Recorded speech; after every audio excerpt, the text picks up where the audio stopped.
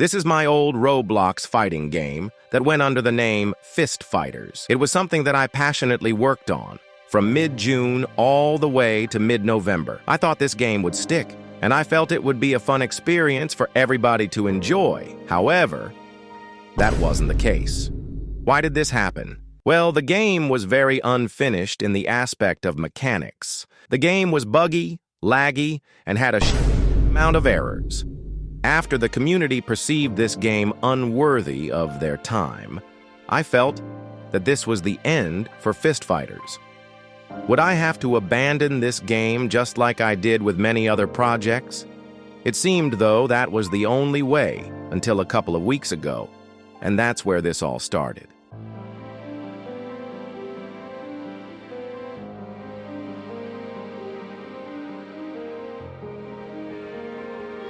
Fist Fighters had two main movement methods, sprinting and dashing. I wanted to expand on that, so I added a few more. This new game has sprinting and dashing, along with double jumps and wall running, all requiring a moderate amount of stamina. There isn't much else to the movement. I guess you should know that dashing gives you iframes, but that's about it.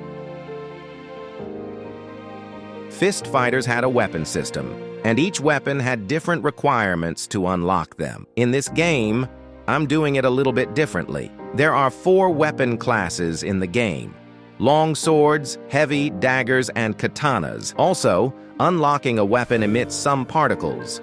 Color is dependent on the rarity of the weapon you unlocked. Now let's talk about the combat. On each swing, a bar on the left tells you how long before you can swing again. Going back to what I said about the 4 weapon classes, they're very apparent in how they play. The heavy class is a slow but high damaging class. The longsword class is a mix between speed and damage, and just an average class. The daggers class is the fastest class in the game, specializing in high speeds in exchange for small hitboxes and low moderate damage. And finally, the katana class is a mix between the hammer and the longsword classes.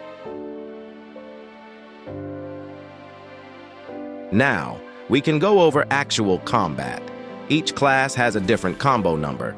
Heavy weapons have 3, long swords have 4, katanas have 5, and daggers have 6.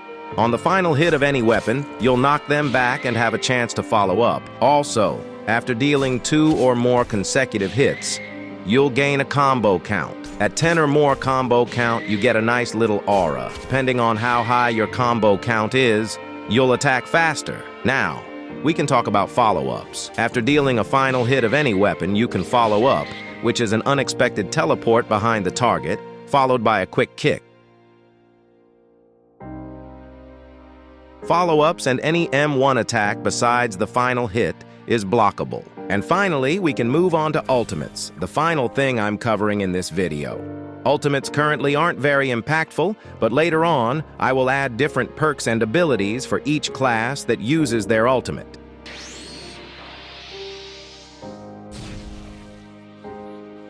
Ultimates currently only increase your attack speed by 25% and make you look hella cool.